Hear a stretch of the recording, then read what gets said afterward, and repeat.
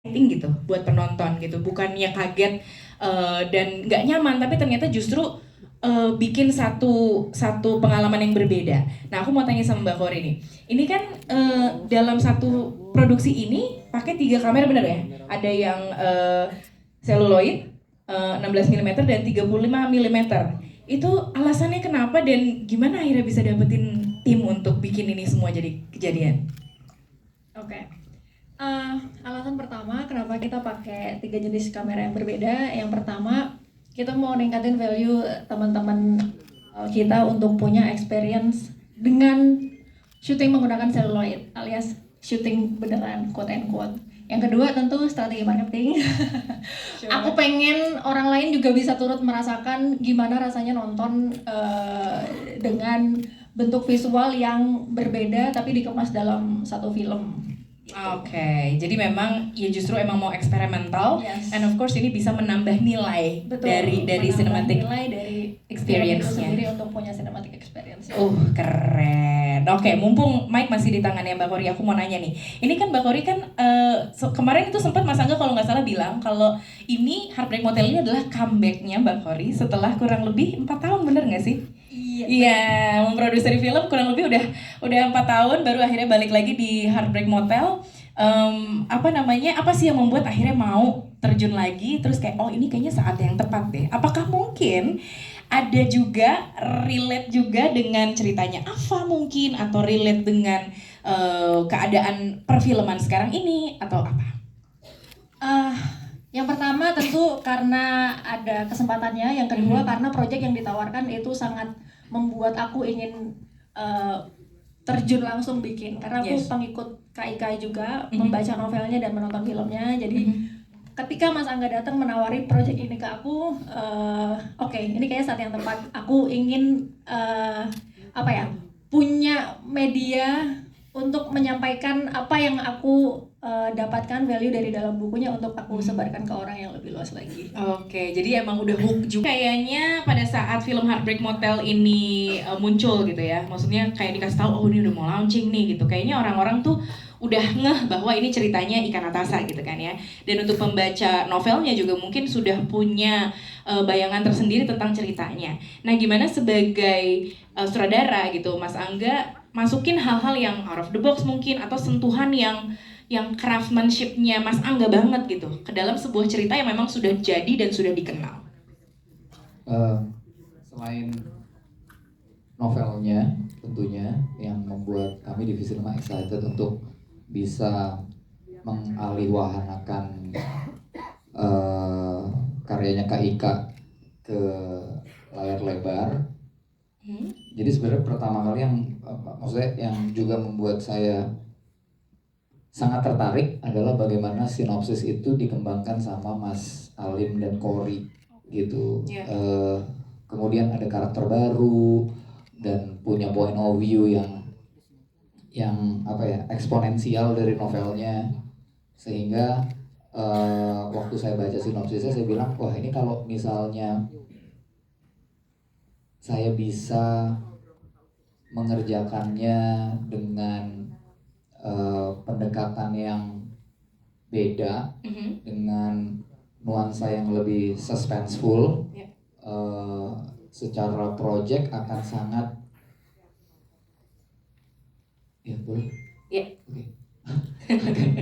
secara project akan sangat memberikan saya kesempatan untuk eksplorasi lagi gitu, untuk eksperimen dengan bentuk yang baru yang secara storytelling saya nggak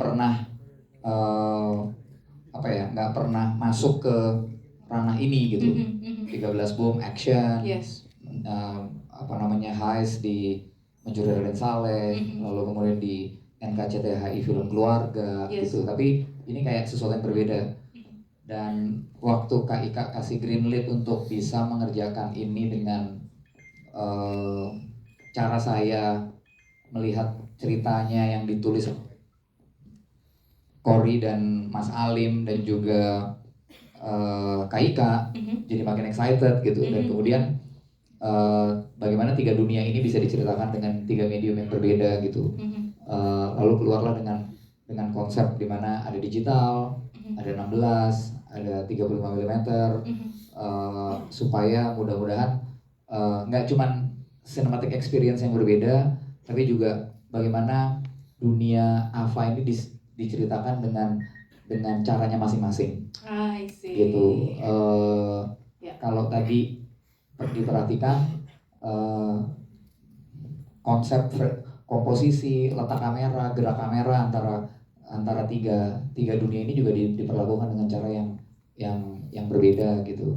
Dan menarik untuk bisa punya kesempatan menceritakan ini sebagai seorang yang mungkin saya perlu sadarin adalah karakter utama di film ini dan persoalan utama di film ini adalah persoalan yang lebih ke sensitivitas perempuan gitu. Tapi saya laki-laki gitu, jadi saya perlu belajar punya empatinya. Maka dengan itu saya kemudian memutuskan untuk bagaimana kalau saya menjelajah ke dalam kepalanya Ava gitu. Gitu. Makanya sound design itu seakan-akan seperti kita lagi ada di dalam kepala seseorang gitu. Yang sangat memusingkan gitu, yang lagi pusing, kepala seseorang yang lagi pusing. Kayaknya gitu. Jadi itu coba diterapkan di sound design juga. I see. Ya, itu juga salah satu yang menurut aku sebagai penonton nih ya, juga yang sangat sangat menonjol. Dari awal mulai soundnya itu sangat ngebawa perasaan kita untuk bisa ke arah suatu emosi gitu.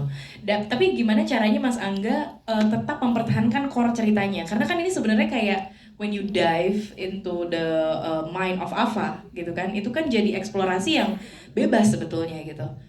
Core apa yang tetap Mas Angga pegang untuk jadi kayak titik enggak, gue tuh tetap harus napak yang bagian ininya gitu, ada nggak? Ya tentu ketika Aliwahana yang perlu dijaga adalah menghormati karya aslinya. Dalam hal ini karya aslinya berbentuk novel. Maka banyak sekali yang dipertahankan dan dicoba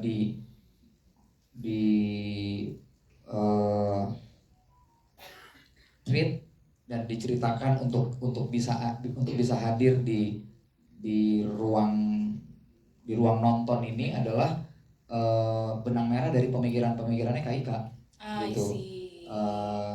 Itu yang harus tetap dipertahankan. Sebenarnya core cerita novel ini tuh apa sih? Kenapa sih novel ini ditulis?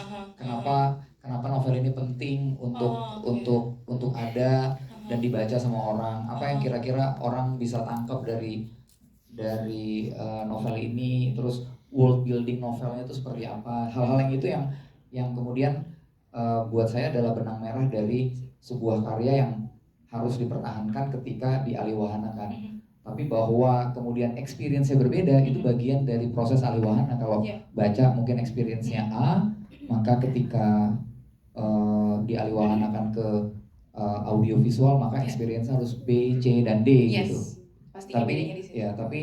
Tapi fundamentalnya, value-nya, vision-nya adalah hal yang perlu dihormati dan dipertahankan ketika dia dialiwahanakan. Jadi bahwa film ini juga sebenarnya bukan cuma visinya Angga, tapi bagaimana Angga, Alim sebagai penulis skenario, Angga sebagai sutradara juga envision visinya Ika waktu menulis novelnya. Sure, malah jadi emphasize the message dari core message-nya yang awal banget, root cause-nya gitu. Kenapa ini dibikin gitu ya? Wow, that's memberikan edit value kan dari waktu Ika nulis dengan touch komputer, sekarang saya nulisnya dengan lensa kamera. Wow, that's amazing. Udah lost count. 5 kali ya. 5 ya.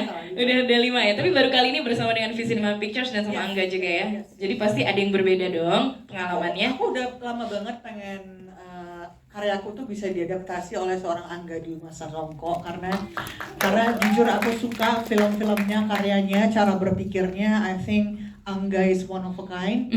Dan waktu aku menulis Heartbreak Motel itu juga caraku sebagai penulis untuk keluar dari zona nyaman gitu. Yang biasanya ceritanya seperti ini, aku pengen memberi sesuatu yang berbeda. Jadi tentu pada saat kemudian muncul tawaran untuk dialiwahanakan menjadi film, orang yang paling tepat menurut aku adalah Angga dan Visinema karena Hmm. mereka selalu punya cara yang breakthrough kan untuk Yes. men-treat something gitu.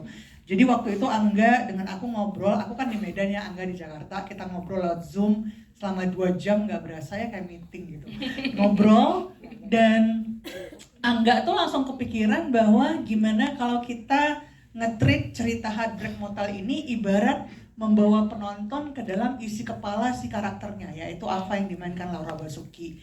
Jadi kalau di buku kan gampang ya melakukan perubahan point of view gitu.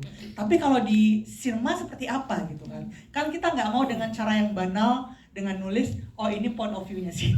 Iya. Tapi we have to show instead of Yes. telling kan ini. Yes. Dan cara yang dipakai Angga adalah dengan menggunakan 3 jenis kamera Yeah. gitu kan. Yeah. Ada Yeah. digital, ada analog 16 mm dan ada Yeah. 35 mm dan itu akan menjadi experience buat teman-teman yang nonton baik yang udah baca maupun belum. It's something new gitu. Kalau buat aku yang penting saat adaptasi itu adalah jangan sampai adaptasinya itu 100% sama plek-plek gitu. Malah aku nggak mau seperti itu karena nggak memberi nilai tambah kan ke ceritanya. Tapi Yeah. di sini Angga gave so much layers dan tentu dengan performance teman-teman aktor aktris yang luar biasa ini sehingga orang tuh bisa masuk ke sini dan ngerti bahwa oh ternyata kita sama-sama orang yang butuh diakui, Yes. butuh dicintai, butuh punya self worth, butuh merasa diterima walaupun dulu pernah dibuang oleh seseorang misalnya. Itu yang pengen kita sampaikan. Jadi the whole package bahwa ini di dunia aktris is just to serve a contrast bahwa Okay. seseorang yang hidupnya I terlihat see. sangat sempurna, Yes. dipuja-puji, Yes. bawa piala citra, mungkin setelah ini bawa lagi gitu kan. Kita aminkan ya Laura ya. Amin. Ternyata behind all of that ada kekosongan yang nggak bisa diisi oleh semua itu. Dan itu kurasa dialami oleh kita semua. Kita Sure. mungkin merasa bahwa kita oke ini segala macam, tapi pada saat kita sendiri di rumah, are we really happy? Is there a hollow spot inside that needs to be filled? Mungkin ada, dan itu Yeah. yang ingin kita sampaikan di film ini. Dan itu sangat Maaf manusiawi. ya jawabannya kepanjangan. Enggak dong, nggak apa-apa. Itu sangat manusiawi.